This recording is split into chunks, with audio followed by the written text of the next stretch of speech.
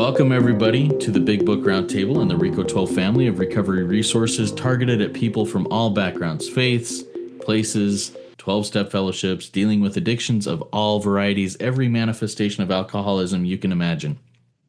RICO 12 is also a resource for the loved ones of those experiencing the disease of alcoholism. As Nikki pointed out in our last recording, it is a family disease. Just because my spouse is an addict does not mean it doesn't affect me, and I can carry that just as easily. Anyways, my name is Justin B. I am a child of an all-powerful, perfectly loving God and a multidisciplinary addict living in the miraculous, one-day-at-a-time recovery promised to those who practice these principles in all their affairs. And I'm joined by Nikki M. and David G., and we are each working and living in this miracle of recovery one day at a time. Nikki, why don't you take just a minute, introduce yourself, and tell us what's happening in your life. Hi, I'm Nikki M., and I'm a very grateful member of many 12-step programs, and I'm really especially fond of our fellowship, which is RICO 12, and all the things that come with it. What's going on is that, Wednesday today, and it's a very busy day. I'm doing I've done a 12-week traditions workshop, and today is tradition 12. And I'm realizing that I really need to practice this more. I'm not practicing these principles in all my affairs. I'll practice them here with you. I'll practice them over there with my cousin, but with my neighbors, I'm not remembering that one little message. So thank you for the reminder today. I love you guys. And thank you, Nikki. All right, David, why don't you introduce yourself and share just a little bit about what's happening in your life? Yeah, my name is David Green. I'm an alcoholic addict of many sorts. I've been given the gift of recovery since August 8th of 1994. And I am so happy to be here with you, Justin, you, Nikki. Just love you guys to pieces. And man, life is good for me today. It truly is. I'm off work right now. I've been off for 3 weeks. This is unlike me. I'm a very much a workaholic. I'm awaiting surgery on my Achilles heel. Being older now, they wanted cardiac clearance. I tried to use my alcoholic woe to convince them otherwise. They wouldn't go for it.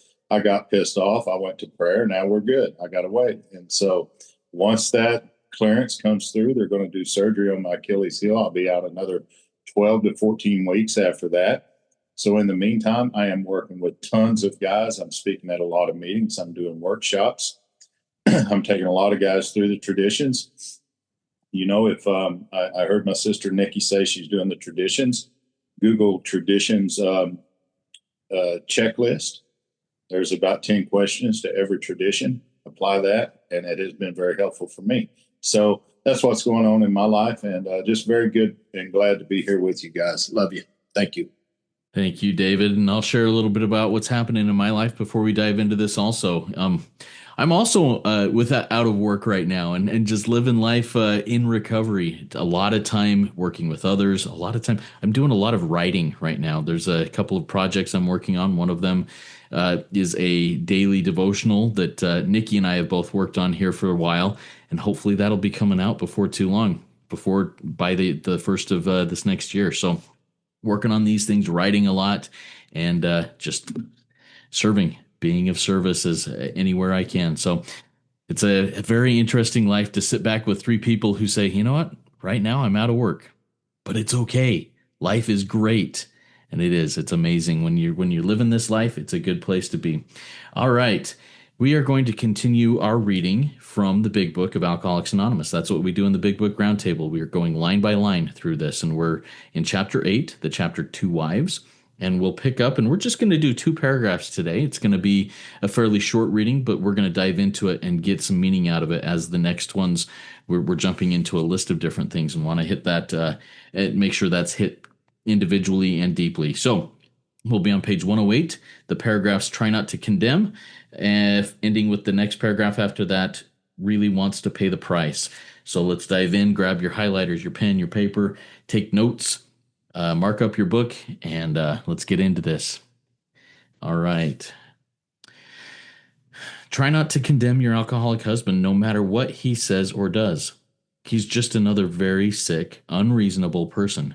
Treat him, when you can, as though he had pneumonia. When he angers you, remember that he is very ill. There is an important exception to the foregoing. We realize some men are thoroughly bad-intentioned. that no amount of patience will make any difference. An alcoholic of this temperament may be quick to use this chapter as a club over your head. Don't let him get away with it. If you are positive he is one of this type, you may feel you had better leave. Is it right to let him ruin your life and the lives of your children, especially when he has before him a way to stop his drinking and abuse if he really wants to pay the price? So there's our paragraphs today, and I think there's a lot in there that we're gonna have some good discussion here. Nikki, why don't you take us through first this time around and share with us your experience, strength, and hope from those paragraphs? Yeah, I'm really grateful. Thank you. And you said two short paragraphs, but they're filled with a lot. And I think this is part of the problem. I mean, I want the disclaimer here too. Any opinions expressed here are those of our own, because the way I feel and my experience, strength, and hope is my experience, strength, and hope. So I will speak from I statements. And if you have an issue with anything I share ever, get a sponsor and get a powerful God. So here we go. I cross out the word try in my big book because on page 87, it says, see where religious people are right, make use of what they offer. I'm a student of Yoda. Do or do not. There is no try. So do not condemn your people. See, remember, Justin said it. I'm in the family disease of alcoholism. I'm grateful David said he's a workaholic because I was too. I would work 19-hour shifts and ignore my children and go, oh, you'll have a birthday next year. Like that's also a real problem when you work your life away and you've missed every family party. So I don't condemn people. A little caveat here too, Justin. This is an instruction book, people listening out there. I've had to read the previous pages to get to page 108. Yeah, I don't just jump in here so I can kind of cross-reference because knowing the earlier parts of the book helped me to overstand this part of the book. Okay? So I try not to commend not just my people, but myself no matter what, because my book says I will make mistakes. This is as it should be, no matter what they say or do. Now, I failed on that yesterday. I condemned my neighbors. There you go. It did not work out well for me. There's consequences to not following these instructions. I need this today more than anybody, I think.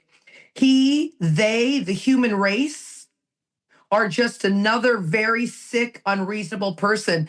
I put my government in there. My government is another very sick, unreasonable government because I lost my job in COVID. I couldn't get on a plane. I had different views during that time. This book will solve all your problems.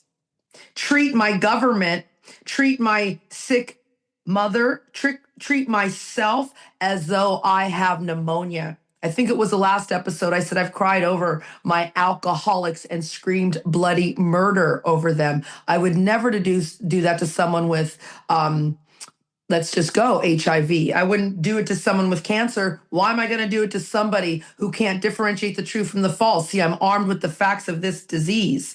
And when the world angers me, I need to remember that the world is very sick collectively. Everybody, this podcast is being recorded April, I think 7th or 8th. I've got menopause and I don't work just like my friends here. So I never know what damn day it is. But I do know that the world's very sick right now. In the month of April 2026, people are hurting. Hurt people hurt people. So I have my line out, that little blank space, you guys. I just have page 67, sick man prayer. I'm always on there. When people anger me, remember they are very ill. When the government, my neighbors, there is an important exception to the foregoing. We realize some humans are thoroughly bad intentioned. Some governments are thoroughly bad intentioned. My line out says monsters. See, but Nikki, God did that. No, we all have free will because I have free will to be loving. Imagine a world with no free will, everybody. I have a friend. We've talked about it on many of my podcasts, this one too. Her daughter was raped, murdered, cut up, and found in bags on Toronto Island. And some people are just bad intentioned. God didn't do it. And no amount of patience will make any difference. It's just the way it is. There's some things I will never overstand. And you guys, when they say, who do you want to have dinner with one day? I'm always like, I want to have dinner with the ultimate master. I want to say, like, Jesus, is what they say true? Is that really true? Okay. I want the truth. An alcoholic of this temperament, go deeper, a person, everybody, a government, a world of this temperament may be quick to use the excuses. There's two books, everybody. There's the Big Book of Excuses and there's the Big Book of Answers. We are using the Big Book of Alcoholics Anonymous, also known as the Big Book of Answers. The Big Book of Excuses will kill you and will kill all of society, in my beautiful opinion. Here we go. Don't let anyone get away with the Big Book of Excuses. Don't do it. If you are positive that these people, that your government, that your neighbors are these type of people, the kind of temperament, the kind of bad intentioned humans, the kind that are dead asleep in the world, not seeking God, get armed with the facts. God gave you brains to use. What does it say? You better leave. You better leave. He's not changing. Remember, it says, our behavior will convince them more than my words. So when my son, both of you did, he's 21, he didn't come to my house. He hasn't called grandma. I haven't seen him since Christmas. It's Easter, 4 months. He lives 5 months. He's not a monster. He's a 21-year-old boy. I'm armed with the facts. I didn't nag him. I left him. And what did I do? I picked up 2 new male sponsees. That's what I did. And I served 2 males. And then God and the Big Book and me will rearrange them. And then they'll go home to their mothers and go to their holiday dinners. And I'll go, my son will come around soon because I've seen it with my daughter. Here we go. I got to leave it. Is it right to let the humans ruin your life? That's a big fuck no. Sorry, I had to drop the F-bomb. No. I'm not going to let anyone ruin my life. Anyone, even my children. And even my children, forget the lives of my children. They have their own lives. Everybody, we're here for an individual human experience. And then especially when he has before him a way to stop. Okay, yeah, a lot of people are laid out the spiritual toolkit. A lot of relapses happening, David G? A lot of people relapsing right now. And it's crazy because they refuse to see this way of life. So when when the kit is laid out before them, the Big Book recipe, and they don't want to change their behavior, some people are, remember it says on page 96, we read waste of time, Watts, especially when he has it before him, a way to stop. And if he really wants to pay the price, I'll end it here. Destruction of self is not easy. My line out says pay the price. Remember, everybody, the Big Book repeats itself. This chapter is really just drilling home what we already learned all through the magic book. So pay the price, page 14. Let me just mic drop it. And I can't wait to hear my brother David G, which is destruction of self. That's not easy, is it? Thank you, Nikki. Love it. I've got a question for you when we come back to you. But David, why don't you take us through these paragraphs and share with us your experience, strength, and hope? Yeah, absolutely. Nikki, love you so much. Thank you for your share, and thank you for the way that you look at the book. It's how I look at the book. It's the way the book should be looked at. Remember, though, listeners, remember this. This chapter was written by an alcoholic. He first asked Anne, which was Dr. Bob Smith's wife, Dr. Bob. Lois became pissed off and had a resentment because she wasn't asked, and he said, to hell with it, with both of you, and wrote it himself. Try not to condemn your alcoholic husband, no matter what he says or does. Bullshit. Okay, I can treat you like shit. Just don't condemn me over that, okay? Doesn't say that you can't get angry. It doesn't say that, but it does say, try not to condemn. Do not condemn. Because I find out when I do condemn, that I'm suffering what we learned about in the third column of the 4th step when it comes to resentments. You see, I'm taking actions based on something that has hurt, threatened, injured, or interfered within me. You've hurt my pride. You've hurt my self-esteem. You've threatened my security. You have injured the ambition. So when I condemn, I'm acting from one of those 7 areas of self. It says he's just a very sick, unreasonable person. So, yeah, I can absolutely see how Bill would have written this, because had Ann or one of the others, this might have been worded somewhat different. Maybe not. I don't know.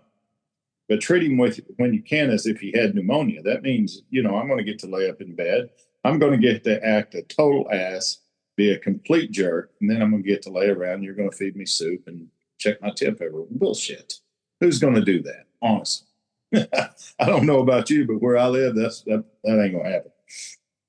But I can tell you what my wife did. She felt her pain. She cried her tears. And then she practiced her faith. And she come back and said, David, I forgive you. I don't like you. I don't like what you've done, but I forgive you. And she said, there's some things that I want to share with you that I've only ever shared with one other person in my entire life that I did. And she shared some of hers, deepest, darkest things that she had done in her life. Now, if you've seen my wife, you would think she was a school teacher or something and never had a drinking problem in her life, because she has been transformed through the miracle of this process through the years. I mean, she is not even the same person. You guys have seen her. I mean, you can't even tell by looking at her that she's alcoholic, but this is what she did. She forgave me. And we've had arguments since that time, but I can promise you this has never came up again. Well, you did that and this and that never came up again. So I've learned through this program that complete forgiveness is wiping the slate clean and never to be charged again, ever. And that's what God does with us. Thank God. So treat him when you can as though he had pneumonia. When he angers you, remember that he is very ill. That is a very good thing to remember. But there's also a prayer in this book we use, y'all. Let's bounce for a second. Let's bounce to page 67 for just a second. And I know these guys are familiar with this, and many of you may be too. But when he's when he angers you, remember that he's very ill, but also use the practice of the principles as we have learned them. Top of 67, though we did not like their symptoms, column 2 in our inventory. The way that these disturbed us, column 3 in our inventory. They, don't forget these 2 words, because I always do, like ourselves. We're set 2. I forget that.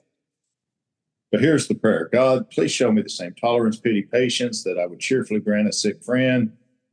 When someone offends me, say to myself, I don't have to say it out loud. I don't have to say it to them, but say to myself, this is a sick man. How can I be helpful? God, save me from being angry. Thy will be done. And if we practice what we've learned, and it's what Nikki said, it's a repeat of everything we've already learned. The problem is most of us just want to read it for knowledge. I know a lot of the guys that I'll take through the process of the first 2 or 3 chapters, we read through the book and they're taking note after note after note after note because they want to be able to talk the book like I talk the book. We get to inventory, they fall apart. They can't make it through the process. So this isn't about knowledge. This is about experience. And if you do what the book is saying to do, the experience will happen. So there is an important exception to the foregoing. We realize some men are thoroughly bad intentioned. How? Because I don't like people. I did not like others. If I was ever going to do something for you, it was because I was getting ready to do something to you. And that was just the way I lived my life. It just was. Today, it's not that way. No amount of patience will make any difference. It really doesn't matter. An alcoholic of this temperament, or as Nikki said, anyone of this temperament, will be quick to use this chapter as a club over your head. I smiled when you were talking about that, Nikki, because we were on an earlier podcast and Mr. Lexon had told you, hey, you need to peel me carrots because you remember that? Yeah. And there was a way that we got to turn that around. I don't know if you ever practiced that or not, but it was like, it's almost like the conception of page 87 there. Be quick to see where religious people are right. But see, it doesn't say be quick to see that they are right. There's a big difference between the way that is worded. You got to learn to read the book, not just read the book, So for me, that's how it's been. Right? So don't let him get away with this. I mean, if he tries to use this, oh, the big book says this and this and this, I can remember a guy had said that to his wife. Well, the big book says this. She said, you know what? I got a sponsor. I don't need you repeating the big book to me. And you know what? I just, like it says here, don't let him get away with that stuff. So, and this is a hard, if you're positive he's one of this type, you may feel that you better leave. No one can make that call except for you and hopefully a loving God. I have met sponsors that have given bad advice to people to leave their husbands, to leave their families. And as a result of that, that was a very bad call. There is no trap so deadly as the one we set for ourselves. No trap. And so, where it talked about back up here that when he angers you, remember that he's very ill. See, we realize through this process, or at least I do, that my anger is not coming at me. It's coming from me. My fears are not coming at me. They are coming from me. These are the things, once I recover from these, I'm not going to react to you anymore.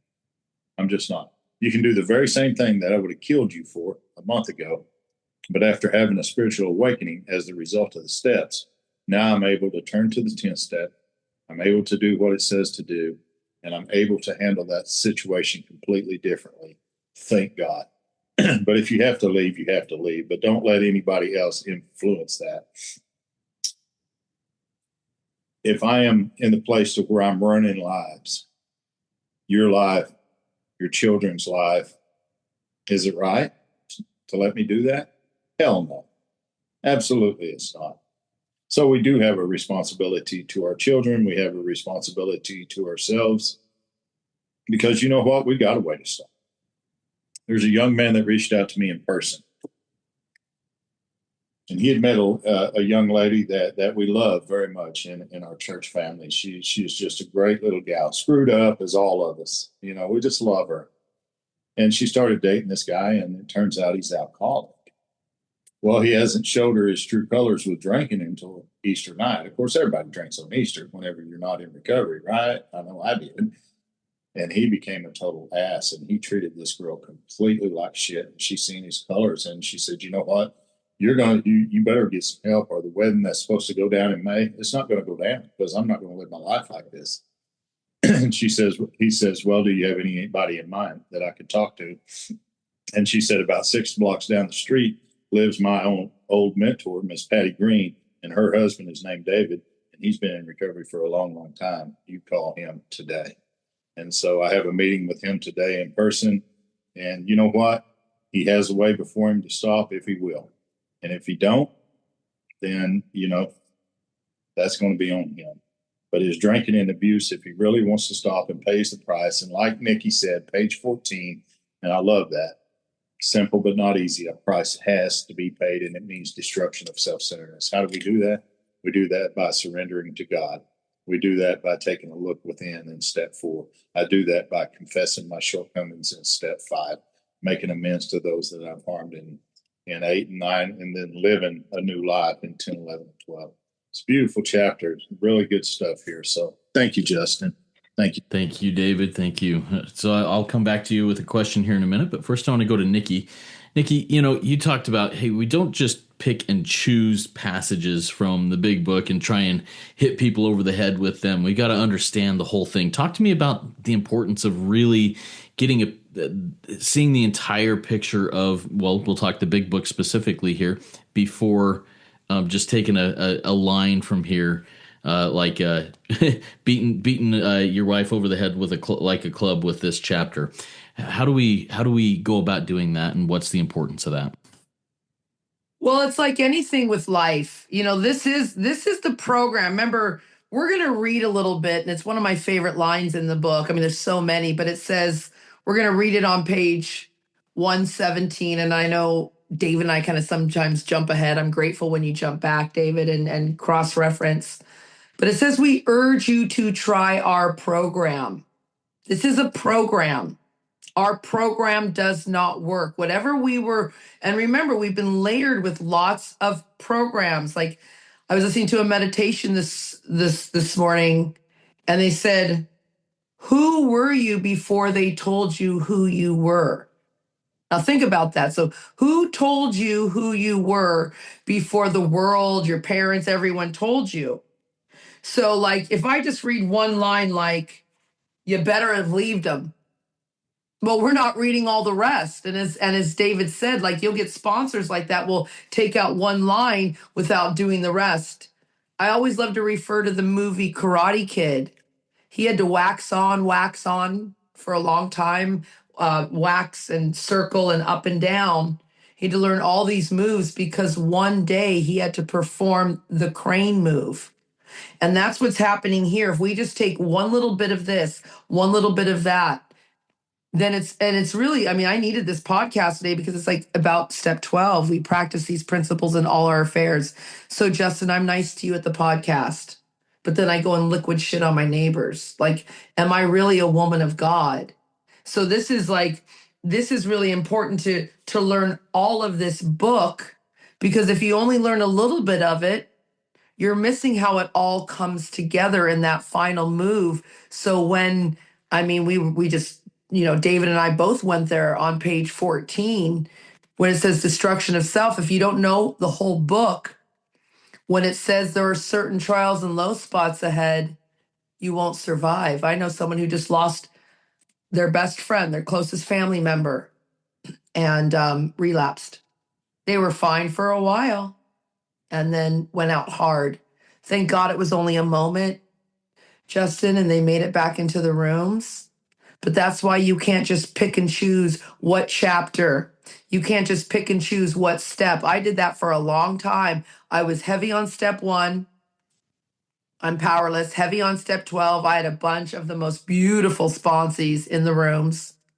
And then I never did step 6 and 7. I never was willing to stop doing the things I wanted to do. And I never got humble and started doing the things I didn't want to do. Rarely did I make a step 3 decision to have God, the spiritual principles. I was still playing God, but I was sponsoring and going to meetings. Like, there's so much of this. So don't, like we said, I think it was the last episode, in which you always say, stay, come in and sit all the way down, because and I think you are too, just, I'd love to noodle that out on another thing. I'm just waking up in year 14. And like the other day, I'll end here because I want to hear what David says for his question. But like, we were at a meeting the other night and someone read this in the doctor's opinion, and my book's falling apart, but it says, you can trust anything. I got to find the doctor's opinion in my broken book, but you can trust. Oh, here it is. It's on page XXVI. You may rely absolutely on anything they say about themselves. Think about that. So if you're listening out there, you can rely absolutely on anything that Justin says about himself, that Nikki says about herself, and that my friend David G says about themselves, because that's why I've got to learn this book. I've got to know all the moving parts so I can really, be transformed. A transformation of heart is what my book says I need. Thanks, Nikki. Appreciate that. David, question I have for you. You mentioned a personal experience you shared about your wife, and you said, we wipe the slate clean and we never bring that charge up again. We never bring it up again. And I think that fits in perfectly with what we've read here. When forgiveness is given, how does one go about not bringing it back up as a club again in the past? This awful, horrible thing you did to me. How do I not bring that up in those times of stress and hardship? Well, that is absolutely a great question, and our book tells us on page 87, when agitated or doubtful, we pause it, right? And I think that we practice that until we don't have to practice that anymore. I know some of the things that she went through during that time were horrific. I mean, she had a family doctor that she had went to all of her adult life. And the doctor had to check her in places that absolutely humiliated her, because she thought that there may be some kind of disease because of the things that I had been into and the things that had happened. So how do you forgive something like that? How do you? It's only by the grace of God. It's only by the grace of God that we are forgiven, and I think we are called to forgive. But I think that we have to practice the things that are outlined in the book. Like Nikki said, we just can't pick and choose whatever we like at the time just because it seems to fit, because there's some things that are pretty hard to do. I don't know. I know with her, she has always been that type of person, but that was a hurt that goes to the core of a person's being, what I did. And I tell you honestly, it's what really made me dig deeper into the faith and become willing to practice it more, because I saw in her what I wanted in me. And it's just been a very beautiful thing. And there's an old saying that it's about an Indian, and a white man came to him and said, "Hey, what would you say if I told you if you didn't repent, you were going to die in hell?" And the Indian says, "Well, I'd ask why in the hell you would tell me something like that, because prior to that, I didn't know anything about it, and I would have never knew anything about it had you not told me." That kind of, in a roundabout way, answers the question that you ask. That has been gone. It's not forgotten, but it is forgiven. I help other men with the mistakes I've made today. Before I ever agree to sponsor them, I take them to page 19 and show them where it says home occupations and affairs. And I say, right here is where we're going to start. I mean, not start right here in the book, but right here is where we're going to begin our practice. How are you doing with your wife? What kind of shit do you talk to her? How do you treat your kids? What kind of time are you giving them? And so, I don't know. I guess to answer the question, she's just a pretty unique gal. And, she definitely has a God consciousness, because she's known over and over and over about the hurt. And she's always, always, always forgiven me. There's a chapter in another book I read, and the chapter is called Hosea. And he has a wife that is a prostitute, and she just will not change her way of life. In fact, at the end, and he keeps taking her back, and he keeps taking her back and taking her back. And at the end, they put her on an auction block. And I'll be damned if he doesn't come back and bid enough to get her back again. Really, that story is a story of God, how God's love is for us. He continues to forgive us over and over and over and over and over and over. And I'll be damned if she didn't live that out in human experience. So it became a very powerful experience for me, one that I love, one that I trust. I don't know if she's my best buddy. We just have a great, great time today. Life's pretty good. So thanks, Justin. Thank you, Nikki. Yeah. And thank you, David. I love that you brought Jose into this. That's good stuff. All right. So let's go into takeaways. I'm going to start off with a takeaway that I have. And really my takeaway was a memory of a time that I felt a little bit of shame about, but I've worked through it already. I love practicing these principles. It can happen really fast the more I practice them. My wife came into the rooms of recovery nearly 8 years before I did. She was working her recovery from my addiction before I was working my recovery from my addiction. And she'd come home from her meetings and she'd teach me things that she was learning. She'd share with me some things. And one day, and she'd use phrases that were recovery type phrases. And one day I turned it on her and I said, "Are you taking my inventory? Don't you need to go work this out with your sponsor?" And this was from somebody who was not sober, was not in recovery. And I just put that right on her. I used it as a club. And as I look back at it, I just am like, okay, I can't do that. I cannot do that. And I need to make amends for that. So anyways, that's my takeaway and my memory from this. Nikki, what's your takeaway from our conversation today? I've got a bunch. Like that example you just gave, the big book will come alive. Like stay here long enough and you will live out this book, like he said, in real time. Like there's the example. Another takeaway that you just said is that if anybody heard David G talking about the other great book, if you don't want to read it, I've seen that movie that chapter recreated in a movie, Jose, and it was just like, wow, to see him go up and get his wife again. I saw that visual reenacted. So there's hope for us all. But my real takeaway, I wrote it down. It's from my friend here, my sponsor. He doesn't know it. Fears come from me, not at me. And then I wrote below that, everything comes from me, not at me. I love you guys. Thanks for sharing that, Nikki. That was powerful. David, how about you? What's a takeaway from you? Yeah, I think it would be the forgiveness that we talked about and the examples that we gave. I love that how you talked about using the club of taking your inventory. I was speaking at an event once, and a guy, he raised his hand. He said, "David, I hope you don't mind, but I'm going to take your inventory." I said, "No, I don't mind at all, but you're going to take my amends as well." And so he backed off.